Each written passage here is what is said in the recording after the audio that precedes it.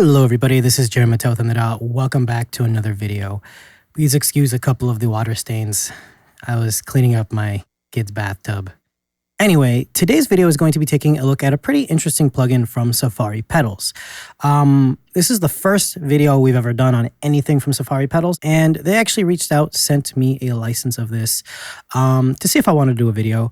And this is their Safari Pedals Zebra Clipper. Now, I personally don't really know what goes on with the names or the UIs. From what I've noticed, Zebra Pedals kind of tends to do this very old school, like psychedelic thing. It kind of reminds me of like when I used to work at NRG, and you go into the main room where Jay did a lot of his mixing, and just the room was like a shag carpet, right? So it kind of gives me that sort of vibe, only a lot of a more like psychedelic-y, artistic-y thing. Anyway, these are basically designed to look like guitar pedals, and this is their newest clipper. Now, the way that this works is pretty simple. You have an input, output, bypass, automatic gain compensation, input and output meters, and then you have your styles: analog, modern, and round. This is basically supposed to be different styles of soft clipping. To me, it sounds like different kind of like skews. If you have like some of those like old school clippers where you're actually able to shape it, it kind of looks like it's using a different shape of clipping. And then you have the Mojo knob, which seems to kind of just overdrive the clipping. And then you have the sub boost and a wet dry blend.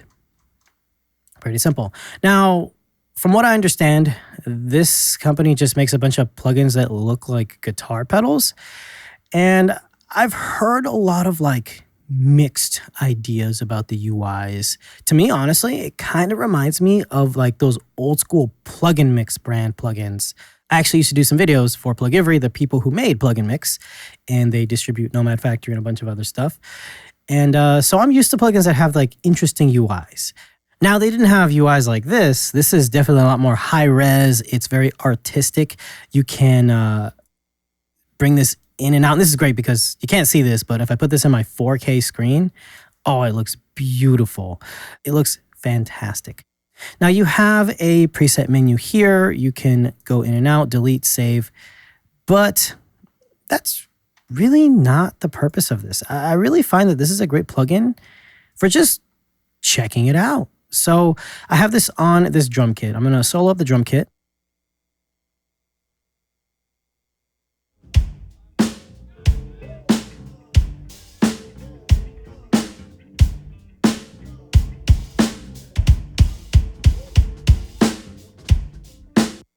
Pretty good sounding drum kit. It's a live recording. So we have like, I think 6 channels of drums, 2 channels of keys, channel of bass, left and right guitar, 2 vocals. Very simple mix, right? But I like to use clippers on drums because I like how it kind of enhances the kind of tonality. So let's try it out on the snare. So I have it on the snare drum right here. We'll go to the snare. And you'll notice that this doesn't have any real control. Like you can't see a gain reduction or a clipping. It's just input and output. And I actually kind of like that. I found that when you're throwing this in like Plugin Dock, you can see how often it's clipping. But when you're not able to actually see when it's clipping, it's all in your ears. You're more focusing on, does it sound good or not? So we're going to grab this and we'll do the default preset. I think the only thing I would wish is that they add an A/B knob. We're going to turn this on the snare, and let's just see what we can do.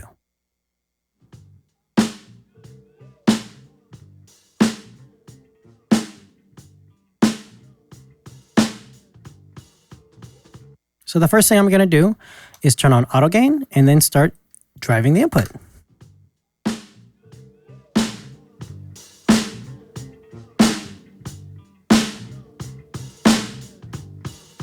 I like that it has a little input and output meters to tell you how loud it is.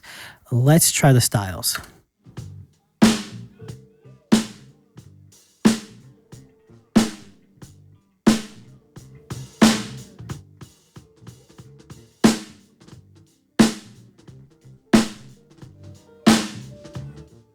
So to me, analog sounds like it's kind of doing this mid-range bump when it's clipping. It's definitely clipping in a more mid-range focused tonality. while modern seems to have a cleaner tone, and it's almost like it's more dynamic, like it's poking out. And then round, I guess round is supposed to be soft clipping, but to me, it's kind of like the least flattering of all the clipping. I think analog sounds thick, modern sounds really tight, and round just kind of sounds like soft clipping. So there's that. Let's try the Mojo knob.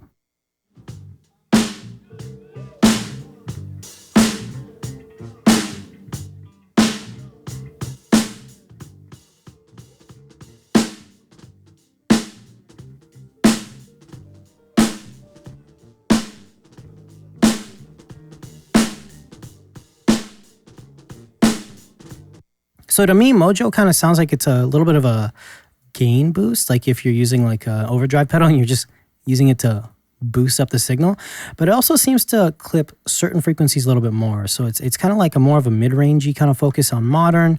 Analog is just an overall boost, and then round is like an overall boost. I'm also hearing certain frequencies just kind of fart out a little bit more. And I think that's just in the type of clipping you're using. Overall, Mojo's fine. Sub boost.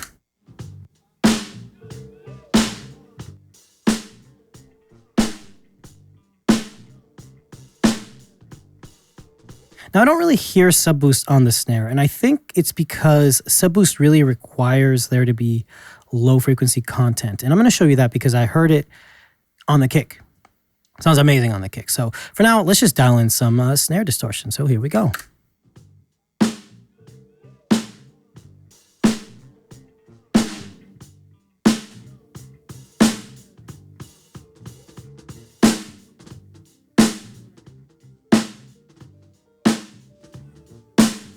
Honestly, it sounds good. I can't hear like aggressive distortion. It just definitely sounds like clipping, but at no point am I really able to discern when it starts clipping exactly until you start hearing the audible clipping. And that's the thing, with high quality clippers, you usually don't hear it after the first couple of dB. It usually has to be like several dB and then you start hearing it. So it's pretty good.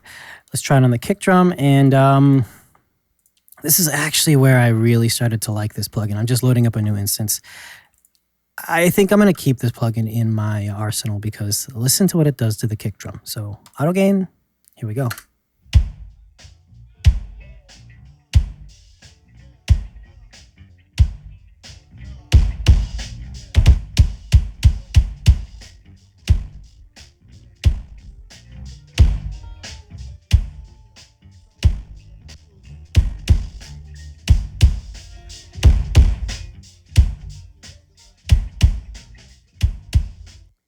Now I am going to turn off auto gain here, bypass.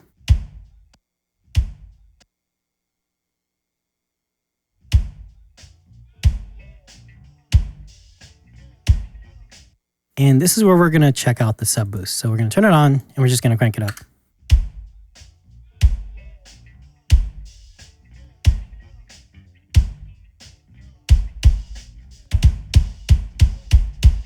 Now, I really do hope you can hear this. If you cannot hear this, please grab the demo. It might be a YouTube compression. It might be a YouTube algorithm thing. Keep in mind, you're not getting lossless wave files. You're getting lots of truncation and lots of degradation, especially in the low and high frequencies on YouTube. I hear a very noticeable and distinct and clear low-end lift. Like, it's very clear, and I like it. I'm going to keep it pretty high on this. I like modern style the best. I think analog is really cool. I like the thickness, but modern has this tight kind of like, kind of like it's really nice. I'm going to keep Mojo up, and we're just going to bypass and turn it on. Yeah, that just sounds like a kick drum. Let's take it out of solo. And we'll just do the drums again. Here we go. Off, and then we'll turn them back on. Here we go.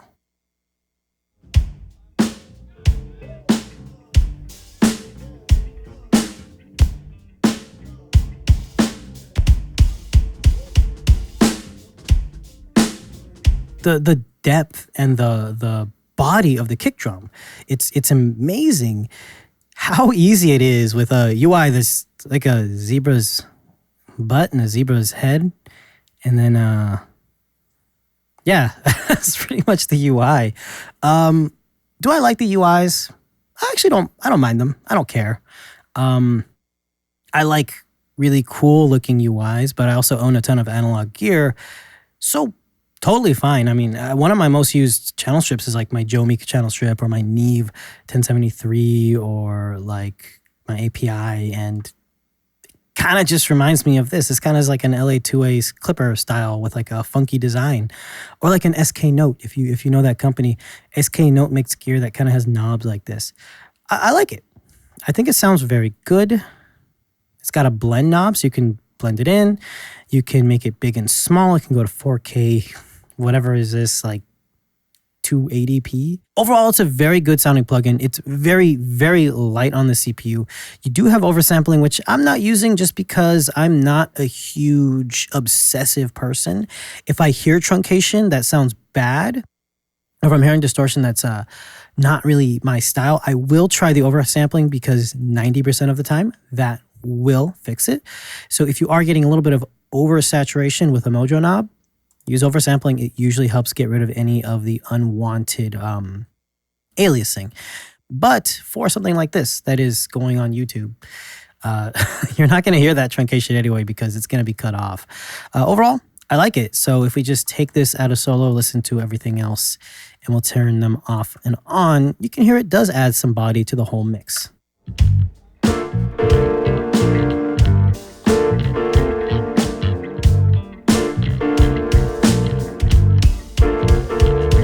Yeah, pretty noticeable.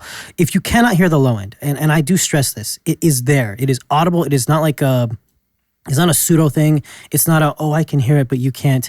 It is very, very noticeable in the low end frequencies, but I cannot hear it when I use it on the snare, which is why I'm saying I think it is reliant on low frequency content being there. I think it's enhancing it.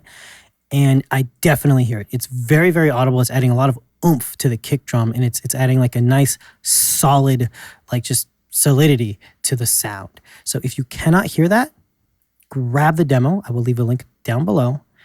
Download the demo, try it out, and just try it on your snares. Try it on your kicks. I haven't tried it on the bass guitar. I'll probably do it later, but I like this. I'm keeping it. I think it's like $50 on sale right now.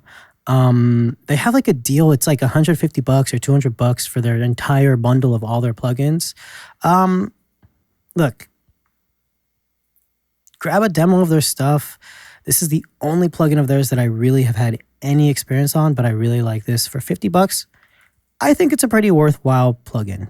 If it's like $200 for this, I don't think I'd pay for it. I have a ton of clippers, but I like this. This one sounds different than the ones I have. It has different controls, and that sub boost, it's adding low end without it distorting the whole time. It's like adding body in a very pleasing way. Anyway, that's it for this video. This is Jeremy Mateo in the DAW. I will leave a link down below. No affiliate link. I'm not getting paid. I'm just doing this for a little bit of content, and I hope everyone has a happy new year. I'll see you guys next year, which is like, what, in 2 days? Bye.